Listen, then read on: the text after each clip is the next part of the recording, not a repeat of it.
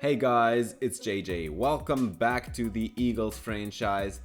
It's off-season time.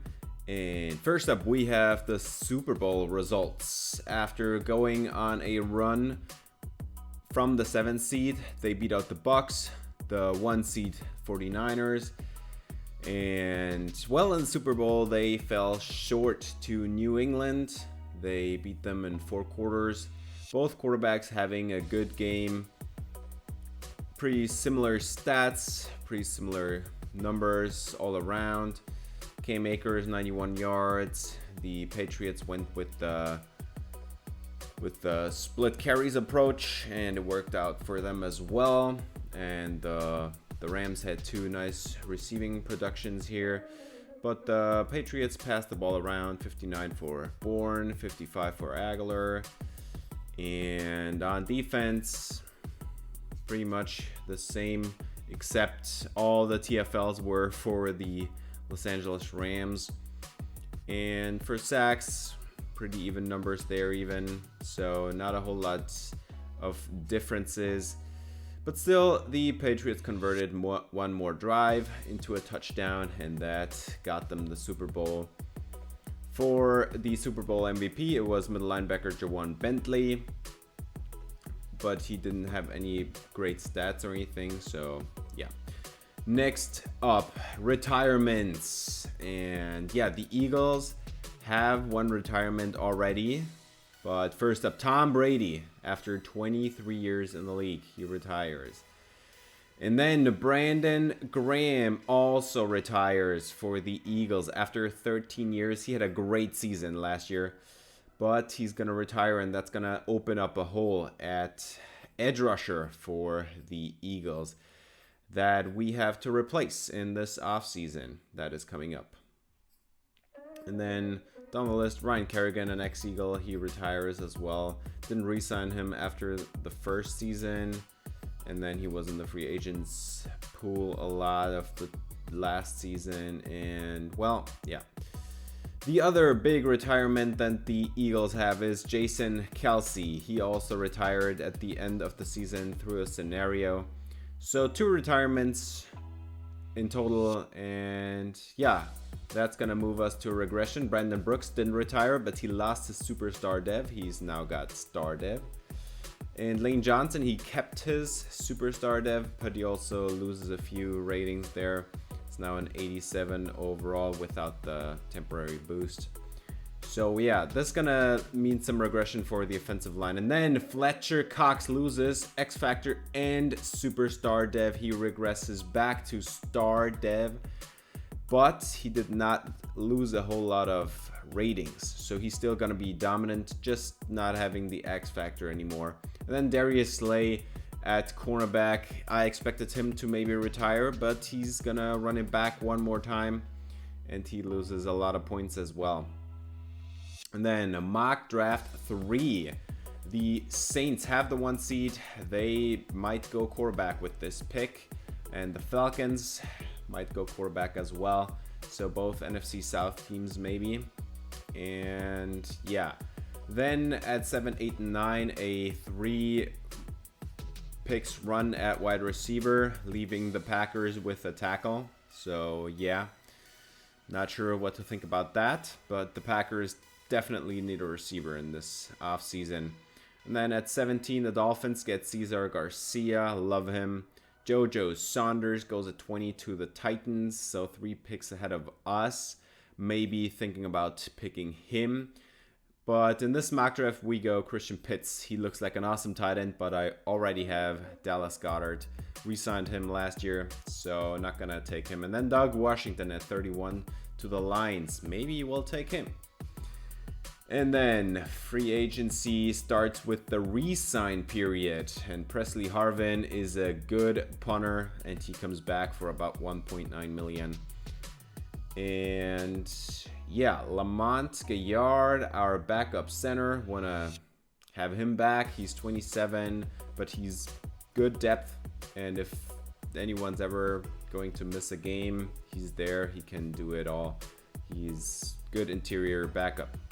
And And then JJ Arcega-Whiteside, he also lost his dev trait. He was a superstar, now he's a star, which means his upside is decreased a lot. Because he is 26, he's not going to develop a whole lot more without that superstar dev.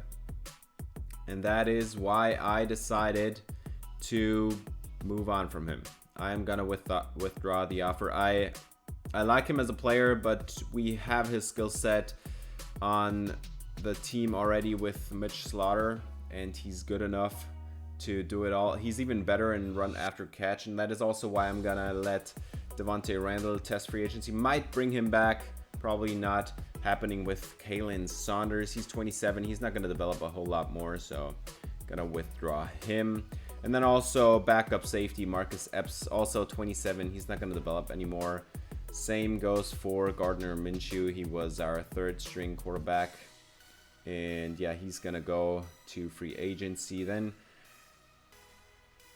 this is Isaiah Wilson. I like him. He's 24, and I'm gonna try to bring him back, but that offer would not have worked out. He would not have taken what I would have liked to give him. And then Javin White, same goes for him. Like him, want to bring him back, but not on that contract he's demanding right now. And then Caleb Wilson, 27, not going to get a whole lot better, 63 overall. And Thaddeus Moss, 65 at 25, might bring him back, maybe, but not for that contract he wants. And then Rick Lovato, that contract is way too high for a long snapper, so yeah, but I'm going to try to bring him back. And then we have a backup tackle in Jordan Mailata, who's not going to play since Lane Johnson did not retire, so I'm going to trade him away. I looked at all the teams in the league, and the worst tackle situation is the Arizona Cardinals, and they give us a 3 to have a starting tackle on the roster. We had some cap penalty for that, but I think it's best to move on now. And then Jalen Reagor, he didn't play well last season. He doesn't get a lot of targets. If he gets them, he maybe drops them, but if he catches it, then there is no rack upside. So I added him to the trade block because there was no like immediate interest. And that leaves us with $36 million in cap space to go into free agency. Let's see who's there. Terry McLaurin from our division rivals. I could offer him because we lack a receiver right now. DK Metcalf, but these are all like expensive contracts. And then Aaron Rodgers enters free agency. And Josh Allen, when I saw that, man, we need an edge piece. And this guy hitting the markets, I love it. JJ Watt as well. And Matthew Ioannidis. There is some players we could offer to right now because there is some holes on the roster. And yeah, Darius Slayton was not re-signed. He also enters free agency. And then down the list, there is, where is he? Really far down the list. JJ Arcega-Whiteside already has 4 offers. Panthers, 49ers, Jaguars are the top offers here. And yeah, I absolutely want to have Josh Allen on the team. He's a monstrous athlete. He's a great edge rusher. And 5 years, $100 million. That is going to be my offer. I love this dude, and if Jaguars can't re-sign him, I want to have him. And I went way above the offer he wants to have, because he wants to have about $90 million, and I gave him 10 more. So $2 million more per year, and I hope that is going to bring him in.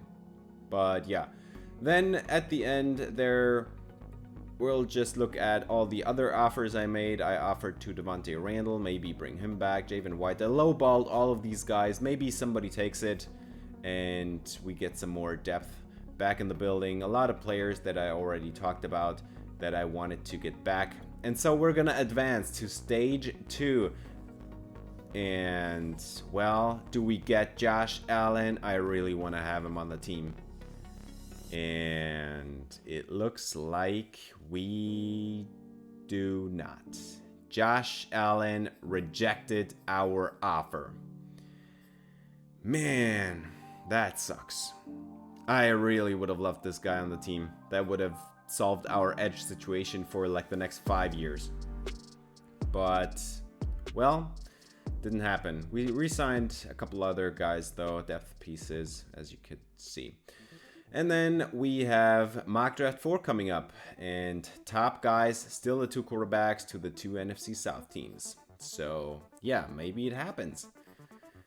And yeah, down the list, once again, 3 wide receivers at 7, 8, and 9, and the Packers are taking a linebacker because no receivers there. And yeah, very interesting is Cesar Garcia, a player I really like. I want to maybe draft him. Maybe he's in the conversation, but he goes at 18 to the Bills, and at 20, JoJo Saunders goes to the Titans. We once again are, yeah, mocked to have picked Christian Pitts, but not sure, not really gonna happen probably. And then free agency stage 2. We missed out on Josh Allen, so now I'm going after JJ Watt because he's the one great player that is still left in free agency here. And I offer him 1 year, $12 million, going, yeah, $2 million once again, $2 million over the fair offer. And yeah, that is my only bid for free agency stage 2. That was really interesting. Still lowballed all of these other guys. Maybe we'll bring them in. And then Jalen Reagor, I looked at all the teams in the league, selected the team which has the best situation for Jalen Reagor to play in. Titans only have 2 good receivers and no one above 65 beneath AJ Brown and Julio Jones. So I think it makes perfect sense for them to trade for a slot receiver with some speed to complement their top 2 guys. And yeah, we got JJ Watt. He is coming to Philly. 1 year, $12 million. It's not the free agent I wanted, but it's a nice edge piece. So we won't have to take an edge player in the draft.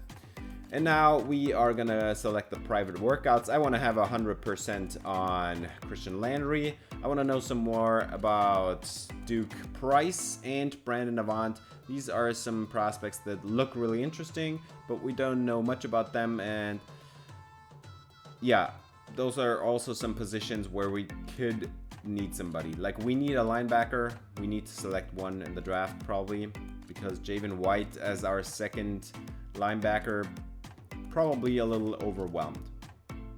And yeah, that is gonna do it for that stage. We are advancing one more stage. Maybe we get another player or 2. Yeah, Thaddeus Moss comes back. So we re-signed most of our the players we let go at the end of the re-signing stage.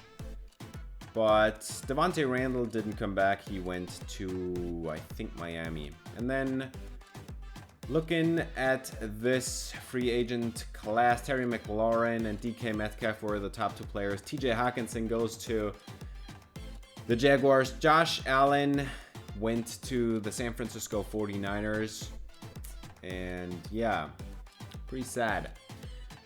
Kareem Hunt goes to the Jets. Marquise Brown, he's coming to the division. We're gonna play him twice a year. That's gonna have us have some problems, because like his, I don't know, 96 speed, man, I do not want to play against them, against that. But yeah, we're gonna have to. He's coming to the division. And yeah, Jack Conklin, Jake Bailey, Dre Greenlaw, Juan Thornhill is coming to the division. He's gonna go to the Dallas Cowboys. And the Packers signed Darius Slayton, so they get a receiver.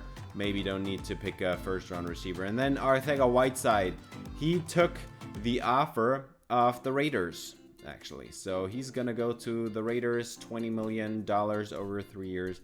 And then in the last mock draft, Norman Thomas goes number 1, but Joe Frazier goes number 4 to the Giants. So maybe he's coming to the division, because now the Falcons are mocked to have a corner.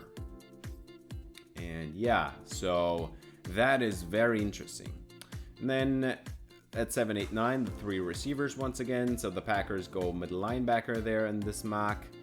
And at 18, Cesar Garcia. We're probably going to have to trade up for him if we want to get him. Same goes for JoJo Saunders. We're mocked to draft Christian Pitts. Man, these mock drafts are useless because we're not going to do that. And down the list, there is nobody else that's all that interesting. So we're going to move on. The private workouts. We know 100% about Christian Landry, and he's a round 1 talent. So he is probably going to be worth it if we want to get him. Look at his combine numbers, man. This guy is such a monster. He's an absolute monster, and he even has really solid throw power. Look at the accuracy ratings. A deep, B mid, and B short. I really want to get him because when I saw these accuracies and that combine, man. Duke Price, we now know something a little bit more about him. He has a 4.61 40-yard dash. That would be fine for me, but he has F injury. So that crosses him off my list. And then the third player we scouted, Brandon Avant. We know 80% about him. He's 23 years old. Not the youngest guy, but I love his combine. He looks really solid. Maybe his 3-cone could be a little better. But he has C, zone coverage, and B catching, and we don't know the press, but I think that's enough for me to like spend a 5th round pick on him. And then we're gonna go over our draft picks because we got a few. We got a 3 for Jordan Mailata extra, and then we got a 3 for Javon Hargrave, I mean, from like before the last season. I had to trade him for cap reasons. We got a 3 and a 5. And then the 5 for Jalen Reagor as well. So we got a few extra picks. We don't have a 6th rounder, but we have 3 5th rounders instead, so that's fine. And of course, if you enjoyed the video, I would appreciate it if you gave it a thumbs up, subscribe, ring the bell for notifications. But yeah, last thing in this episode, we're gonna go over my favorite prospects. First up, Christian Landry. The only quarterback I'm really interested in. He has B injury, he has A juke move, A spin move, A break sack, A carrying. He looks so good. Then for receivers, we have Cesar Garcia, 6'3", and good enough speed. 4.53 is enough for me. He has A stiff arm, A catching, B injury, A ball carrier vision. I don't really care about the other, like, more negative ratings. And then Doug Washington, the fastest receiver. He looks awesome, great speed, and some good 3-cone drills. He has so solid ratings. We don't know much about him as a receiver, but I'm pretty sure that he would be a great running back as well. And then Thomas Simpson, 6'3", 213. He looks really good. 6'3" and 4.3, 840. He looks amazing. Like, if I'm being honest, he looks absolutely awesome. But I already have a big guy. I want to go more of the slot route probably, but we'll have to see how the draft goes, how the board falls. And then at tight end, I found an interesting piece with Terrell Hood. He has a good 40-yard dash. I love his ratings as well. We don't see much, but he looks like a solid tight end. And then Cam Frazier, A catch in traffic, A run block at 21 years old with a good 40-yard dash. Sign me up. He even has elite strength, the second best bench press at the combine. What more do you want from a tight end? Those 2 tight ends, late round picks, mid round picks, maybe we get a second tight end. And then Travis Maynard, my favorite prospect. Look at the combine. Elite excel, elite agility, elite change of direction, elite jumping, elite speed, and then great strength. He looks so good, and I want to get him. He's a round 2 to 3 projection, and I'm gonna do my best to get him. if we don't get him. Austin Copeland looks like a good enough option. He also has really good athleticism. He's a good 40-yard dash. His strength is only solid, not great, but look at the ratings. He looks so balanced. And you already know he's going to be a good enough pass blocker and run blocker. If we don't get him, there is Derek Brooks as well. He is not all that fast, but he has a great bench press here. And I think the rest of the athletic upside looks good enough. And then look at the ratings. He's solid, really solid. Let's go to the defense. KC Lowry. We would have to pick him in the first round because look at the athleticism. So much upside. And then we already know A, power moves, B, finesse moves, and B, block shedding. You kidding me? I want that guy. Brandon Avant. I already showed him. Just quick reminder. Great 40-yard dash. I think his athleticism is good enough for a corner. And then I'm betting on a good press, but he's a day 3 projection. I may have to spend like a 4th or 5th round pick on him, so well, maybe we're gonna have to do that. And then at safety, Kyle Doolittle has the fastest 40-yard dash, but I'm not selecting him as safety. I'm selecting him as a linebacker if I get him, because he looks really solid as a linebacker, 221 pounds. Yeah, but that's going to do it for this episode. Thanks for watching. If you enjoyed, please leave a like and subscribe for more Lions franchise. See you in the next episode. Until then, spread some love.